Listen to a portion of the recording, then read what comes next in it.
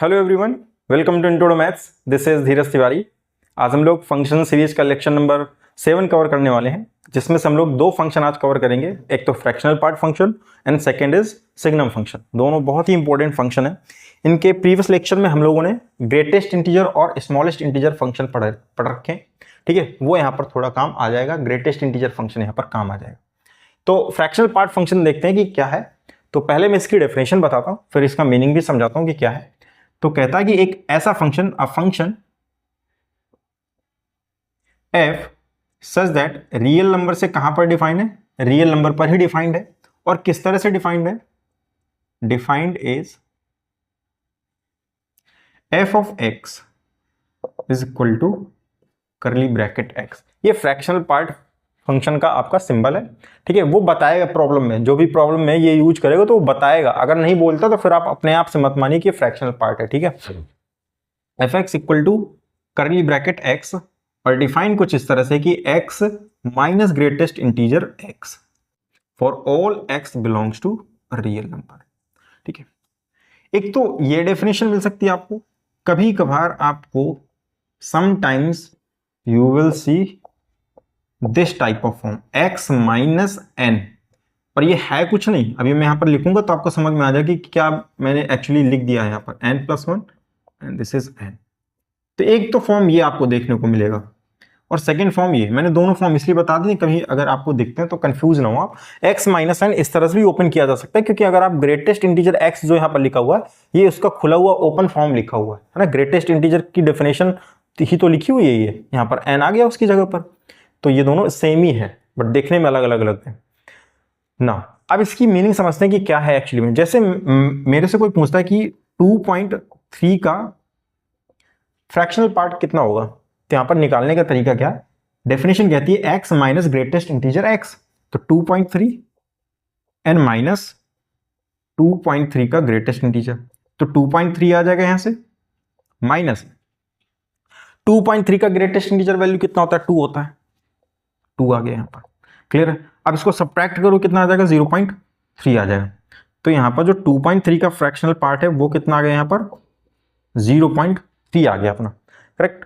Now एक और example लेते हैं यहां पर। सपोज मैंने यहां पर कुछ ले लिया 1.4, क्लियर। तो आंसर आ जाएगा 1.4 minus greatest integer of 1.4 and that would B 1.4 minus इसका ग्रेटेस्ट इंटीजर कितना होगा 1.4 का, 1 आ जाएगा। तो यहां से आंसर आ जाएगा 0.4। तो 1.4 का जो फ्रैक्शनल पार्ट होगा दैट इज 0.4। अब इसमें एक चीज ऑब्जर्व कीजिएगा, ये जो पॉजिटिव है अंदर कैसा पॉजिटिव x है, इसमें जो फ्रैक्शनल पार्ट आ रहा है, जो यहाँ का डेसिमल पार्ट है वही इसका आंसर भी आ रहा है, जो यहाँ का डेसिमल पार्ट है वही इसका आंसर भी आ रहा है। तो पॉजिटिव अगर x है, ध्यान रखिएगा पॉजिटिव x है, क्योंकि आप हर बार इस तरह से नहीं लिखोगे, आप डायरेक्ट आंसर लिखोगे ना। तो जब भी आपका यहाँ पर पॉजिटिव x है तो जो डेसिमल पार्ट होगा वही आपका आंसर भी आ जाएगा। ध्यान रखिएगा इस चीज को। अब मैं नेगेटिव लेता हूं, उसमें भी कुछ ऑब्जर्व कीजिएगा। मैं इन्हीं में नेगेटिव लगा देता हूं। सपोज माइनस 2.3 कर दिया मैंने यहां पर, ठीक है। तो यहां से कितना आ जाएगा according to definition, minus 2.3 minus greatest integer of minus 2.3, clear ना, इक्वल माइनस 2.3 आ जाएगा यहां से ना, माइनस अब इसकी वैल्यू कितनी आएगी, माइनस 2.3। तो माइनस 2.3 का ग्रेटेस्ट इंटीजर कितना होता है, माइनस का 3, तो माइनस 3 रखा है यहाँ पर मैंने। तो ये आ जाएगा minus 2.3 and plus 3 and that would B 0.7। तो यहाँ से जो ऑब्जर्व करना है आपको, ये मैं बताऊंगा क्या ऑब्जर्व करना है, 0.7 आया, ठीक है। इसको मार्क कर लेते हैं। एक और नेगेटिव ले लेता हूं मैं यहाँ पर, इसी में नेगेटिव लगा देता हूं, माइनस 1.4। तो according to definition minus 1.4 minus greatest integer of minus 1.4 क्या आ जाएगा, यहाँ से माइनस 1.4 आ जाएगा, और माइनस, अब यहां से माइनस 1.4 का ग्रेटेस्ट इंटीजर क्या आएगा, प्लस का, सॉरी माइनस का 2 आएगा ना, minus 1.4 and minus minus plus 2। तो यहां से देखिए माइनस 1.4 का जो ग्रेट फ्रैक्शनल पार्ट आ रहा है दैट वुड बी 0.6। समझ पा रहे हैं कि इस बात को, 0.6 आया यहां से। अब इस नेगेटिव वाले में क्या ऑब्जर्व करना है आपको, कि जब भी नेगेटिव का फ्रैक्शनल पार्ट पूछा जाता है, नेगेटिव का फ्रैक्शनल पार्ट पूछा जाएगा, तो उसको ये देख ली कि जो इसका डेसिमल पार्ट है, यहां पर देखिए डेसिमल पार्ट कितना, 0.3। अगर इसको मैं 1 बनाने पे आऊं तो इसमें कितना ऐड करना पड़ेगा मुझको? 0.7, that is your required answer.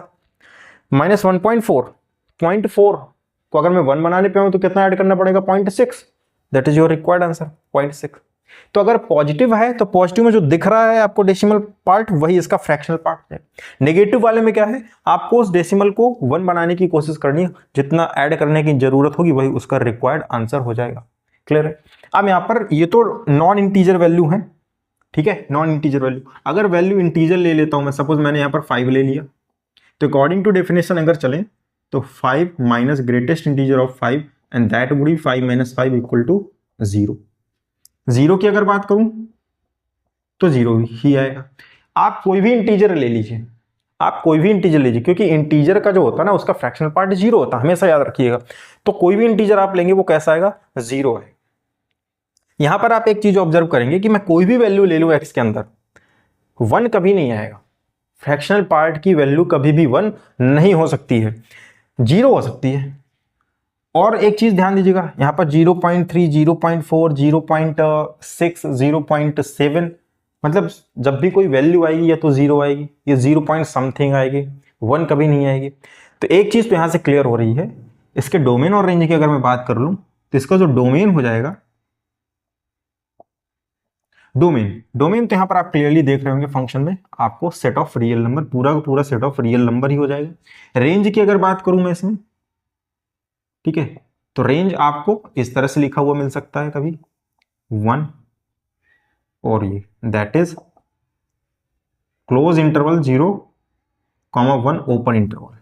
1 कभी नहीं आएगा, तो इसकी रेंज पर ध्यान रखिएगा। रेंज इसका क्या होता है? Open 0, sorry close 0 and open 1। तो ये इसका रेंज हो गया। तो ये बेसिक कुछ चीजें थी फ्रैक्शनल पार्ट फंक्शन के बारे में। इसका ग्राफ देख लेते हैं कि इसका ग्राफ कैसे हम लोग ड्रॉ करते हैं, ठीक है। तो डोमेन और रेंज आपका मेन है, उसको ध्यान रखिएगा। तो मैं ग्राफ ड्रॉ करता हूं इसका, कैसे ग्राफ ड्रॉ करते हैं। काफी इंपॉर्टेंट फंक्शन है, फ्रैक्शनल पार्ट फंक्शन हो गया है ना, ग्रेटेस्ट इंटीजर फंक्शन हो गया आपका। अभी हम एक फंक्शन और पढ़ेंगे, सिग्नम फंक्शन, उसको भी देखते हैं अभी। तो यहां पर पहले इसका ग्राफ देख लेते हैं कि ग्राफ इसका कैसे ड्रॉ होता है और दिखता कैसे है। This is x axis and this is y. अब यहां पर एक चीज तो क्लियर है कि ये वैल्यू हमेशा कहां रहने वाली है फंक्शन की? 0 और 1 के बीच में ही रहने वाली है, 0 भी हो सकती है। तो मैं एक लाइन यहां पर ड्रॉ कर देता हूं 1 की, y इक्वल टू समथिंग 1, ठीक है, दिस इज 1। क्लियर है इतना ना?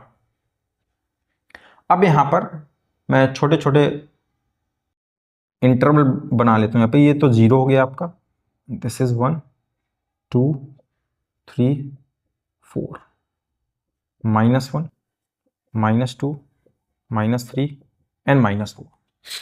अब आप मुझको ये बताइए, एक काम और कर लेता हूं यहाँ पर, 1, 2, इसका ग्राफ कैसे बनेगा मैं उसको देख लेता हूं पहले, ठीक है।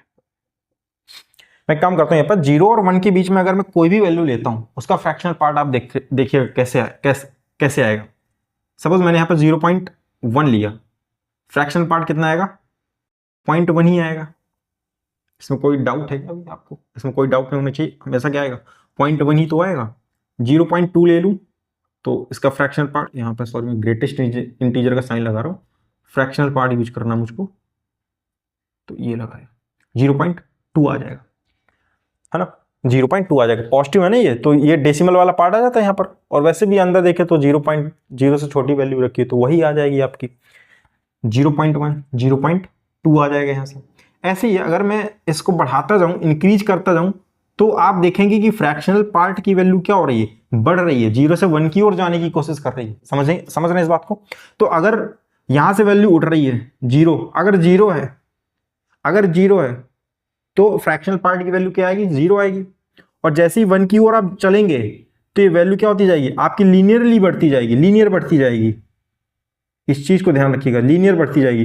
बट 1 कभी नहीं मिलेगा आपको, 1 कभी नहीं मिलेगा। ये y इक्वल टू 1 की लाइन है, कि ये y इक्वल टू 1 की लाइन है आपकी। तो यहां पर ये जो है ना, ये कभी भी आपको 1 नहीं मिलेगा, ओपन इंटरवल लगा हुआ है। ऐसे जब 1 से 2 के बीच में चलेंगे, 1 पॉइंट, सपोज मैंने 1 लिया, फ्रैक्शनल वैल्यू आ जाएगी 0.1, 1 3 लिया, फ्रैक्शन वैल्यू आ जाएगी 0.3। ऐसे अगर ये इंक्रीज होता रहेगा ना, ये इंक्रीज होता रहेगा, तो आपका ये जो फ्रैक्शनल पार्ट है ये भी इंक्रीज होता रहेगा। तो जब x आपका 1 और 2 के बीच में 1 से 2 की ओर जाने की कोशिश करेगा, तो फ्रैक्शनल पार्ट की वैल्यू भी क्या होती रहेगी, इंक्रीज करती रहेगी, 0 से 1 की ओर जाने की कोशिश करेगी। तो यहाँ पर 1 हो सकती है अगर फ्रैक्शन जो x हमारा वो 1 है, तो उसकी फ्रैक्शनल वैल्यू आपकी 0 होगी यहाँ पर। और जैसे जैसे आप आगे बढ़ेंगे तो ये लीनियरली क्या होता रहेगा, मूव करता रहेगा आपका। तो यहाँ पर क्या आ जाएगा, ओ। ये देखिए मैं ब्लैंक सर्कल बना रहा हूँ, यहाँ पर डार्क सर्कल नहीं है, ध्यान रखिएगा इस चीज का। ऐसे ही आप बस पैटर्न आपको मिल गया, आप ड्रॉ कर दीजिए, बस यही पैटर्न पकड़ना था आपको, ये बन गया आपका पैटर्न। सिमिलरली ऐसे ही आप पीछे आ जाइए, यहाँ पर जब -1 और 0 के बीच में रहेंगे तब भी ये सेम हरकत करेगा, यहाँ पर 1 आएगा, ये ठीक है। यहां पर मैंने ब्लैंक सर्कल बना रखे हैं, यहां पर क्या बना रखे हैं, ब्लैंक सर्कल बना रखे हैं, इस चीज का आपको ध्यान रखना है, ठीक है। So this is your fractional part function, और ये उसका ग्राफ है। क्लियर हुआ इतना। डोमेन और रेंज पर को आपको ध्यान रखना, डोमेन तो बहुत क्लियर है आर, और फ्रैक्शनल पार्ट की जो रेंज होती है वो हमेशा क्लोज 0 and 1 ओपन इंटरवल, ठीक है। तो ये था फ्रैक्शनल पार्ट के बारे में। नेक्स्ट फंक्शन देखते हैं अपना, सिग्नम फंक्शन क्या होता है, ठीक है। वो भी काफी इंपॉर्टेंट फंक्शन है, सिग्नम फंक्शन। उसका तो नाम ही बहुत अच्छा लगता है, सिग्नम फंक्शन, किसी डांस स्टाइल का नाम लगता है सिग्नम। तो सिग्नम फंक्शन की अगर बात करें, ये भी काफी यूजफुल फंक्शन है। हाँ, इस पर काफी प्रॉब्लम भी पूछी जाती है। सिग्नम फंक्शन, ठीक है, इसको आप डिनोट करते हैं SGN से, ठीक है, SGN फंक्शन। क्लियर है, SGN फंक्शन आप ऐसा लिखा हुआ इसको पाएंगे। ये फंक्शन क्या होता है, तो a function f such that real number से रियल नंबर पर ही डिफाइंड होगा। और किस तरह से डिफाइंड होगा, डिफाइंड इज कि f of x equal to signum x, ठीक है। अब देखिए किस तरह से डिफाइन हुआ, mod of x upon x when x is not equal to 0, it is 0 when x equal to 0। क्या मतलब इसका भाई, अब यहां पर ये सिग्नम फंक्शन हमेशा ऐसा ही लिखा मिलेगा आपको, SGN सिग्नम x।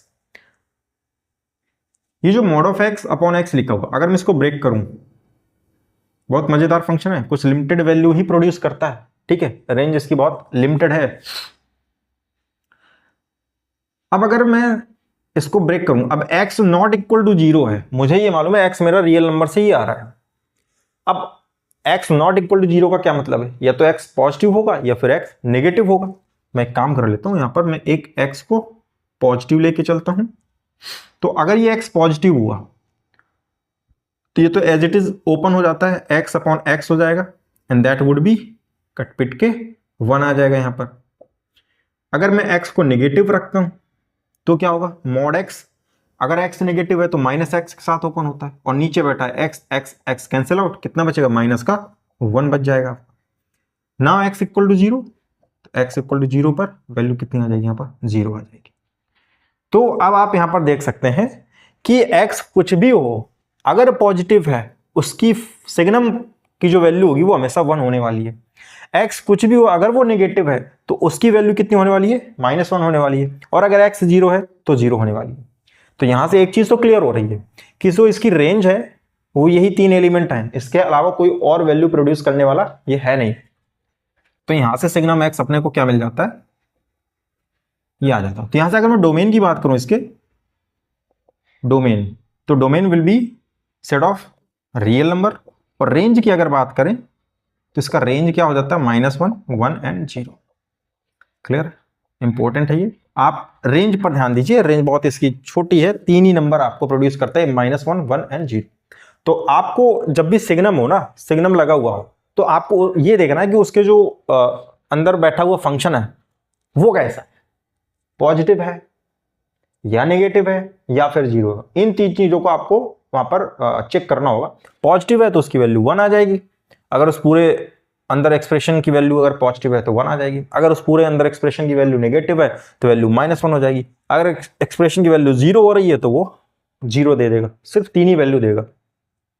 क्लियर। इसके अगर ग्राफ की अगर मैं बात करूं कि इसका ग्राफ कैसे प्लॉट होता है, तो ग्राफ देख लेते हैं इसका सिग्नम एक्स का,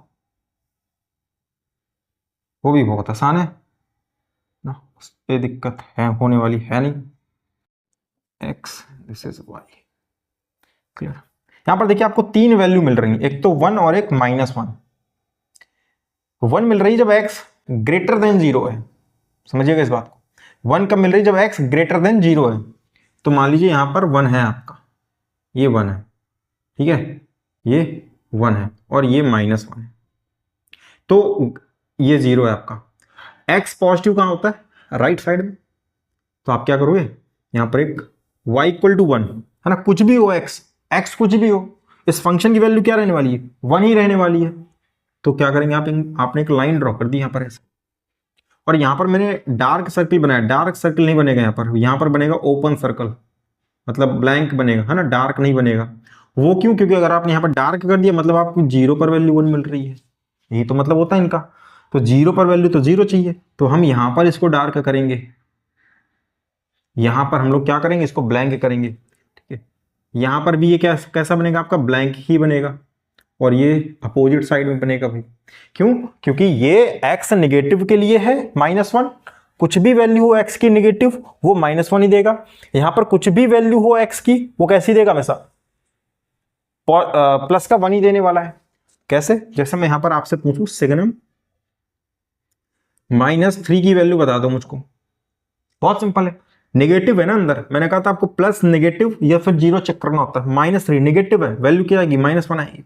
सिग्नम -4 की वैल्यू -1 आएगी, सिग्नम 16 की वैल्यू 1 आएगी, और सिग्नम 0 की वैल्यू अगर मैं पूछूं कितनी आएगी, 0 आएगी।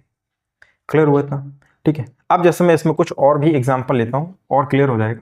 तो ये इसका ग्राफ है सिग्नम फंक्शन का, ये इसकी डोमेन और ये इसका रेंज, और ये इसकी डेफिनेशन है सिग्नम फंक्शन की, ठीक है। अब मैं इस पर कुछ एग्जांपल्स लेता हूं आपको समझाने के लिए।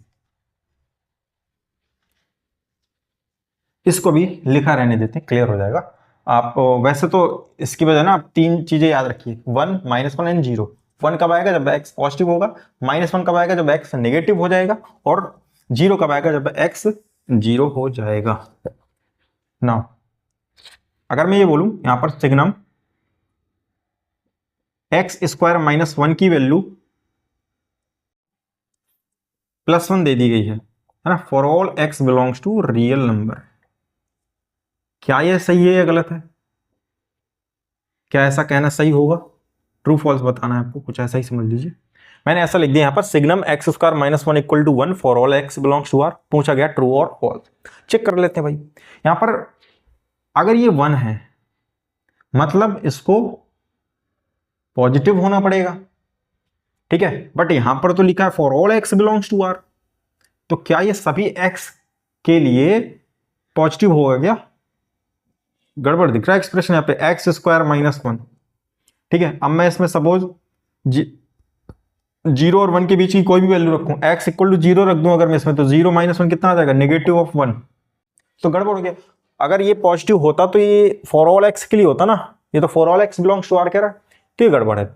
ये एक्सप्रेशन आपका नेगेटिव भी हो सकता है, ये एक्सप्रेशन आपका 0 भी हो सकता है, ये एक्सप्रेशन आपका पॉजिटिव भी हो सकता है, तो हम इसकी एग्जैक्ट वैल्यू के बारे में कमेंट नहीं कर सकते हैं, ठीक है। तो यहां पर ये क्या हो जाएगा आपका, फॉल्स हो जाएगा, ये क्या हो जाएगा आपका, फॉल्स हो जाएगा स्टेटमेंट। ऐसे कुछ और एक्सप्रेशन अगर मैं ले लूं, सपोज मैंने यहां पर ले लिया है सिग्नम x² +1, चलिए बताइए इसकी वैल्यू क्या आएगी, और मैं यहां पर लिख देता हूं for all x belongs to real number. इसकी वैल्यू आप बता सकते हैं क्या आएगी। आप यहां पर अगर ध्यान से देखें तो जो अंदर एक्सप्रेशन लिखा हुआ, मैंने कहा था इसको ये चेक करना होगा ये प्लस है, नेगेटिव है या फिर 0 हो। ये एक्सप्रेशन जो लिखा हुआ है ध्यान से देखें तो x मेरा रियल नंबर से आ रहा है, तो जो x² होता है वो हमेशा कैसा होता है, ग्रेटर देन इक्वल टू 0 होता है, 0 हो सकता है, ग्रेटर देन इक्वल टू 0। इसमें +1 कर दूं तो +1 और ये 1, मतलब ये जो एक्सप्रेशन की वैल्यू है ना अंदर वाली, ये कैसी, ग्रेटर देन 1। अगर ग्रेटर देन इक्वल टू 1 है मतलब पॉजिटिव रहने वाली है, दैट मीन्स सिंस यहां पर लिख देंगे x² +1 is always positive so इसकी वैल्यू कितनी हो जाएगी आपकी 1। आपको ये तो चेक करना होता है सिग्नम के अंदर का जो एक्सप्रेशन है वो कैसा है, पॉजिटिव है, नेगेटिव है, समथिंग जो भी है। 3 चीजें आपको चेक करनी होती हैं और तीनों वैल्यू आपको मालूम है 1 -1 0। तो प्लस है तो क्या आ जाएगा 1 आ जाएगा। किसी भी एक्स के लिए हमेशा क्या रहने वाला, प्लस रहने वाला है। ठीक है, इसका अगर ग्राफ प्लॉट करें तो कैसे करेंगे इसका ग्राफ प्लॉट कर पाएंगे कि ये जैसे मान लीजिए बन गया ऐसे, ठीक है, ये x and this is y। हमको मालूम है कि आप x कुछ भी रख लो भाई, है ना, और वो कैसी वैल्यू देगा, हमेशा 1 देने वाला है। बहुत सिंपल ग्राफ बन जाएगा इसका, ये लो, ये हो गया 1, ठीक है, y = 1। ये बन गया आपका सिग्नम x² + 1 का ग्राफ। आप x कुछ भी रखो, वैल्यू कैसे मिलने वाली है आपको, 1 मिलेगी। क्लियर हुआ इतना? ठीक है, नेक्स्ट एग्जांपल लेते हैं, थोड़ा और कुछ क्लियर हो जाएगा यहां से। जैसे यहां पर मैं एग्जांपल ले लेता हूं, signum sin x, signum sin x, इसकी अगर हम बात करें तो क्या होगा, ठीक है। अब देखिए यहां पर, अब सिग्नम के अंदर क्या है sin x। अब sin x को हमें क्लियर करना पड़ेगा, ये पॉजिटिव कब होगा, नेगेटिव कब होगा और 0 कब होगा। तो ये कुछ इस तरह से ओपन होगा।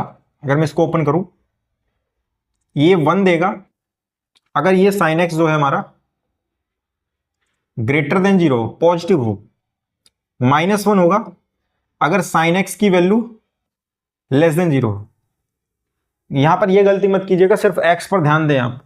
हमने कहा सिग्नम के अंदर जो भी एक्सप्रेशन रखा होता है आपको उसको चेक करना होता है, वो पॉजिटिव है, नेगेटिव है या 0 है, ध्यान रखिएगा इस चीज का। तो यहां पर sin x अगर पॉजिटिव है तो वैल्यू 1 आएगी, sin x अगर नेगेटिव है तो वैल्यू -1 आएगी, अगर sin x 0 है तो वैल्यू क्या आ जाएगी, यहां पर 0 आ जाएगी। क्लियर है? अब हमारा काम बढ़ जाता है यहां पर कि हमको ये मालूम करना होगा कि sin x कहां पर पॉजिटिव होता है, नेगेटिव होता है और 0 होता है। क्लियर? उसको हम देख लेते हैं यहां पर ना। अगर मैं यहां पर क्वाड्रेंट बना दूं तो थोड़ा क्लैरिटी मिल जाएगी मुझको जल्दी, ठीक है।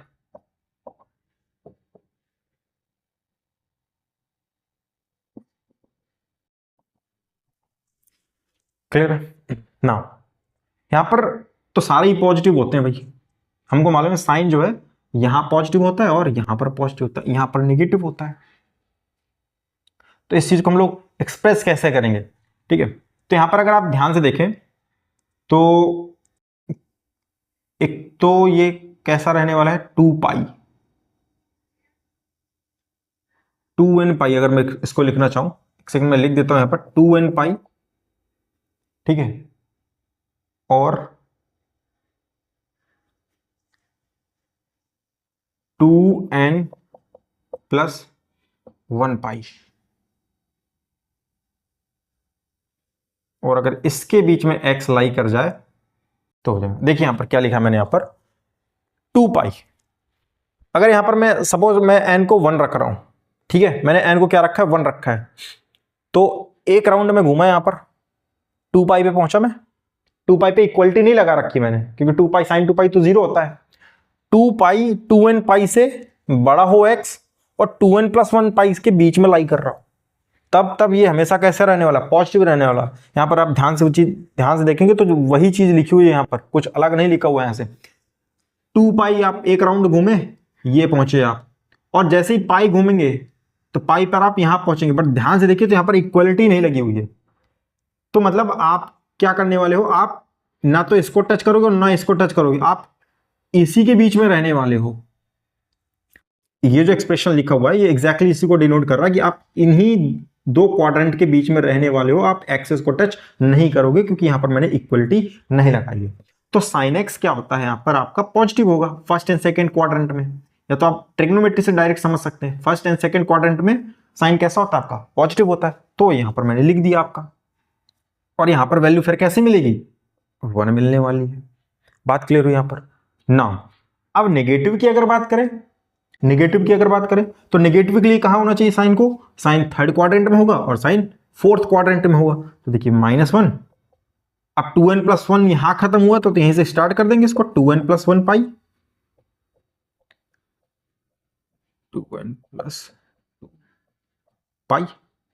ठीक है, तो थर्ड और फोर्थ क्वाड्रेंट के लिए -1 हो जाएगा। जीरो, जीरो तो बहुत आसान है, साइन एन पाई क्या होता है 0, तो जब x की वैल्यू एन पाई होगी तब क्या मिलेगा आपको, 0 मिल जाएगा। एन पाई हमेशा कहां लाई करेगा, एक्सेस पे ही लाई करेगा।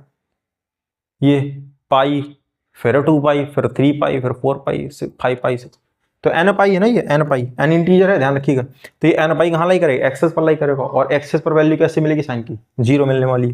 क्लियर हुआ इतना? तो हमें मेन काम हमारा यही था, ये पता करना कब 1 मिलेगा, कब -1 मिलेगा, और कब 0 मिलेगा। अगर मैं इसका ग्राफ प्लॉट करना चाहूं तो हो जाएगा क्या, इसी में कर लेते हैं, इसको मैं हटा देता हूं, ठीक है, और इसी में कर लेते हैं ग्राफ प्लॉट इसका। तो ये आपका एक्स एक्सेस और ये आपका वाई एक्सेस। क्लियर है? यहां पर पाई पाई का गैप दिख रहा है मुझको ना, 2n+1 पाई पाई का, तो ये 0 हो गया आपका, ये तो 0 हो गया। This is pi, 2 pi, 3 pi, minus pi, -2 pi, minus का 3 पाई। बढ़िया, और वैल्यू मालूम है 1 -1 ये तो 0 मिलने वाली है। तो मैं काम कर लेता हूँ यहाँ पर। अब आप यहाँ पर देखिए, मैं अगर अब इसमें n = 1 पुट करूं तो ये बनता है 2 पाई, और ये बन जाएगा आपका 2 पाई से 3 पाई। समझ पा रहे हैं? 2 पाई से 3 पाई बन जाएगा, 2 पाई से 3 पाई। तो मैं यहीं पर प्लॉट कर देता हूं इसको, और यहां कहीं ये 1 है आपका, ठीक है, इसको ध्यान रखते हैं हम लोग, ये आपका +1 है और ये वाली वैल्यू आपकी -1 है। तो 2 पाई और 3 पाई के बीच में पॉजिटिव वैल्यू मिलने वाली है अपने को। तो यहां पर मैं क्या करता हूं, 2 पाई और 3 पाई। अच्छा, यहां पर देखेंगे अगर आप ध्यान से, तो 2 पाई पर मैंने ब्लैंक सर्कल बनाया, डार्क सर्कल नहीं है। 2 पाई पर वैल्यू आपको क्या मिलने वाली है, 2 पाई किसकी तरह दिखता है, एन पाई की तरह। तो सेगनम की वैल्यू कैसे मिलेगी, 0 मिलेगी आपको। 3 पाई वैल्यू कैसे मिलेगी आपको, 0 मिलेगी। क्लियर है? नाउ इसमें अगर मैं कोई नेगेटिव नंबर रख दूं, अगर सपोज मैं इसमें n = -1 अगर पुट कर देता हूं, तो ये क्या हो जाएगा, माइनस का 2 पाई, और ये हो जाएगा आपका माइनस का पाई। तो माइनस का 2 पाई और माइनस का पाई ये रहा। अभी वैल्यू कैसी मिलेगी, 1 मिलने वाली है अपने को। तो यहां पर भी मैं ब्लैंक सर्कल के साथ जाऊंगा और कुछ इस तरह से बना दूंगा भाई। क्लियर? अब इनके जो बीच में वैल्यू बच रही है उनको हम अपन ध्यान से देख लेते हैं। -पाई से 0 के बीच में जब आप जाओगे, -पाई से 0 के बीच में, तो यहां पर जब आप x को ले जाओगे 0 से -पाई के बीच में, तो वैल्यू कैसे मिलेगी आपको, नेगेटिव मिलेगी, -1 कुछ इस तरह से मिलेगी आपको। और ये ठीक है, और अगर इसकी बात करें, अल्टरनेट पैटर्न में बनता है, बस ये समझ लीजिए इसको, ये अल्टरनेट पैटर्न में बनता चला जाता है। यहां पर ये बना, पाई से 2 पाई के बीच में वैल्यू कैसी मिलती है आपको, नेगेटिव मिलती है। ये बना आपका यहां पर, ठीक है। और जैसे मान लीजिए आपको ये लिखना नहीं आ रहा है ना, तो आप घबराइए नहीं, उसको उससे आपको करना कुछ नहीं, आप पाई पाई का इंटरवल ले लीजिए, फिर आपको बहुत इजीली समझ में आ जाएगा कि 0 से पाई के बीच में कैसा होता है, पाई से 2 पाई के बीच में कैसा होता है, 2 पाई से 3 पाई के बीच में कैसा होता है। तो आप 1 बाई 1 ऐसे ड्रॉ कर सकते हैं। ठीक है, ये आसान है इसलिए मैंने यहां पर लिख दिया। अगर ये भी नहीं समझ में आता आपको तो आप उस तरह से भी जा सकते हैं, जैसे ये नंबर लिख दिया आपने, फिर आप इनके 1 बाई 1 इंटरवल को एक एक चेक कर लीजिए क्वाड्रेंट में। वो तो आपको मालूम है कि फर्स्ट और सेकंड में साइन क्या होता है, पॉजिटिव, अदरवाइज नेगेटिव। तो ये इसका क्या बनेगा, ग्राफ बन जाएगा, अल्टरनेट बनता है। ठीक है, इस चीज को ध्यान रखना, ये अल्टरनेट बनता है, एक ऐसे ऊपर बनेगा, सेकंड वाला नीचे बनेगा, फिर उसके ऊपर बनेगा, फिर नीचे बनेगा, फिर ऐसे बनता चला जाएगा। तो ये सेगनम साइन एक्स का वैल्यू है। मेन काम था इसमें पॉजिटिव, नेगेटिव और 0 को पहचानना। क्लियर हुआ इतना? नाउ नेक्स्ट देखते हैं एग्जांपल क्या है। इसी में अगर मैं cos x कर दूं, ठीक है, इसी में मैं cos x कर देता हूं। अगर मैं इसको cos x कर दूं तो क्या चेंजेस आ जाएंगे, ठीक है। अभी भी हमें वही ढूंढना होगा, पॉजिटिव नेगेटिव और something, cos x and cos x। Clear है ना? तो इसको चेक करते हैं कि कहां पर आपका 1, ठीक है। तो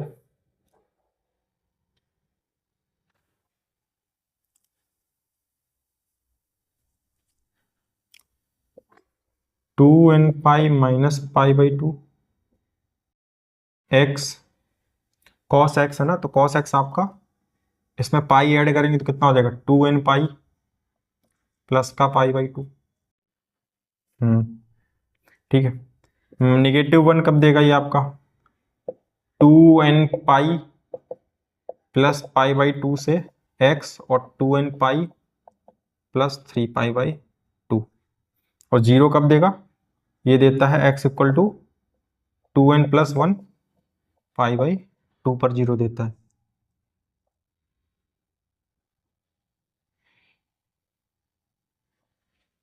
ये एक क्वाड्रेंट है। अगर आप इस चीज को समझना चाहें कैसे, कॉस आपका कहां कहां पर पॉजिटिव होता है, कॉस आपका एक तो फर्स्ट में पॉजिटिव मिलेगा और आपको फोर्थ में पॉजिटिव मिलता है, ठीक है। तो इनके इनके बीच में गैप कितने का, पाई का है, और ये एक्सेस को टच नहीं करेगा, वहां पर मैंने इक्वलिटी लगा नहीं रखी यहां पर। तो ये तो 2 पाई होता है आपका, 0 कह लो या फिर 2 पाई कह लो। तो 2 पाई से अगर आप प्लस पाई बाई टू करते हो तो आप यहां पहुंच जाओगे एग्जैक्टली। मैंने क्या कर रखा, two minus pi by two कर रखा है मैंने यहां पर, minus pi by two, minus pi by two मतलब सब्ट्रैक्ट कर दिया मैंने यहां पर, इसको टच नहीं करेगा, यहां पहुंचेगा ये। Now plus pi by to, इसमें मैंने प्लस पाई बाई टू का मतलब यहां टच नहीं करेगा, मतलब इसी के बीच में रहने वाला है। फर्स्ट और फोर्थ ही मुझको मेंटेन करना था, मैंने यहां पर मेंटेन कर रखा है। Same 2n pi plus pi by to, 2n pi plus 3 pi by to, वो इस क्वाड्रेंट के लिए है, ठीक है। 2n pi plus pi by to, तो 2n पाई तो आपको यहां मिलेगा, प्लस पाई बाई टू आप करोगे तो कहां पहुंचोगे, यहां पहुंचोगे आप, plus pi by to greater than है उससे, ध्यान से देखिए ग्रेटर देन लगा हुआ है यहां पर, x greater than this but less than this, इसको टच नहीं करेगा, इसके बीचों बीच रहेगा यहाँ पे, तो ये आपको नेगेटिव देगा। और x 2n plus 1 pi by two पर कैसी होती है वैल्यू, 0 होती है। क्लियर हुआ? इसका ग्राफ अगर प्लॉट करना चाहें तो कैसे करेंगे, इसी में कर लेते हैं, ठीक है। सपोज इसको मैं मान लेता हूं ये x एक्सेस है आपकी, ठीक है, और ये की y एक्सेस, यहां पर पाई बाई टू के मल्टीपल में चल रही हैं चीजें, तो 0 and this is pi by to, 3 pi by to, ऐसे ही 5 पाई बाई टू, और यहां पर आ जाएगा माइनस का पाई बाई टू, माइनस का 3 पाई बाई टू, माइनस का 5 पाई बाई टू आ जाएगा यहाँ पर, ठीक है। यहाँ आपका होगा 1 और यहाँ आपका कहीं होगा माइनस का 1। क्लियर है? 1 कब मिल रहा है, जब 2n pi minus pi by two से 2n pi plus pi by to के बीच में होगा। मैं अगर इसमें n की वैल्यू 0 पुट कर दूं तो क्या मिल जाएगा मुझको, माइनस पाई बाई टू मिल जाएगा भाई यहाँ से, और यहाँ से मिल जाएगा प्लस का पाई by two, minus pi by two और प्लस का पाई बाई टू। अच्छा, बीच में 0 पड़ रहा है आपका। अगर मैं x की वैल्यू 0 रखूं तो ध्यान से देखिए क्या रिजल्ट पॉसिबल है। अगर मैं x की वैल्यू 0 रखता हूं, इसमें x की वैल्यू अगर मैं इसमें 0 रखूं तो cos 0 हो जाएगा 1, तो सिग्नम 1, 1 तो पॉजिटिव है, तो सिग्नम 1 की वैल्यू क्या आएगी, 1 आएगी। तो एक काम यहां पर आपको थोड़ा सा ध्यान रखना पड़ेगा कि 0 पर आपको इसको डार्क सर्किल करना पड़ेगा यहां पर 1, क्योंकि 0 पर वैल्यू क्या मिलेगी, अगर x 0 हो गया तो x 0 रखते ही ये 1 बन जाएगा एंड दैट इज पॉजिटिव, तो सिग्नम 1 की वैल्यू 1 हो जाएगी आपकी, तो ये मिल जाएगी। बाकी आप क्या करोगे यहां से, वही जैसे पिछले वाले में किया था हम लोगों ने, ब्लैंक सर्कल, ये जो एंड पॉइंट है ना, इन पर मैंने ब्लैंक सर्कल बनाया, ठीक है, क्योंकि आप वैसे भी देख लीजिए cos पाई बाई टू क्या होता है 0, और फिर सिग्नम 0 की वैल्यू क्या हो जाएगी 0, तो यहां पर मैंने क्या रख रखा है, 1 ना मिले इसलिए मैंने यहां पर ये लगा रखा है, आपको 0 ही मिलेगा यहां पर हमेशा। नाउ इसके बाद फिर ये अल्टरनेट पैटर्न चलता रहेगा। अब ये क्या कहां बनाएगा, नीचे की ओर बनाएगा, पाई बाई टू से 3 पाई बाई टू में चले जाओ आप, तो पाई बाई टू कहां होता है आपका, यहां होता है, और 3 पाई बाई टू वो आपका यहां इस बीच में कैसा रहने वाला है, कॉस नेगेटिव, तो वैल्यू भी कैसे मिलेगी, नेगेटिव मिलेगी। तो देखिए सिंपल हो गया यहां से अब आपका ये बन गया ब्लैंक, ये बन गया ब्लैंक, मिला दो। ऐसे ही अल्टरनेट चलता रहेगा। फिर आप यहां आ जाओगे, यहां बना लोगे, ठीक है। अब ये ऐसे ऊपर बना था, ये यहाँ नीचे बन जाएगा आपका, ये आ गया, फिर ये ऐसे ऊपर बन जाएगा आपका यहाँ पर। तो ये अल्टरनेट क्रम ऐसे चलता रहता है। तो ये बन गया आपका सिग्नम कॉस एक्स का ग्राफ, ठीक है। तो हम लोगों ने दो फंक्शन देखे यहाँ पर, fractional part function and second one is the signum function. Signum function में फिर से मैं बता दूं कि आपको जो सिग्नम के अंदर एक्सप्रेशन लिखा हुआ, उस पूरे एक्सप्रेशन को आपको ये चेक करना है वो कहां पर पॉजिटिव होगा, कहां पर नेगेटिव होगा और कहां पर जीरो हो सकता है। ये तीन चीजें आपको संभालनी है उसमें। जैसे ही मालूम चल जाता है इन तीनों के बारे में, तो पॉजिटिव में 1 देगा, नेगेटिव के लिए -1 देगा और जीरो के लिए हमेशा 0 देगा। तो मिलते हैं नेक्स्ट लेक्चर में अगले कुछ फंक्शन के साथ में। तब तक के लिए स्वस्थ रहिए, मस्त रहिए।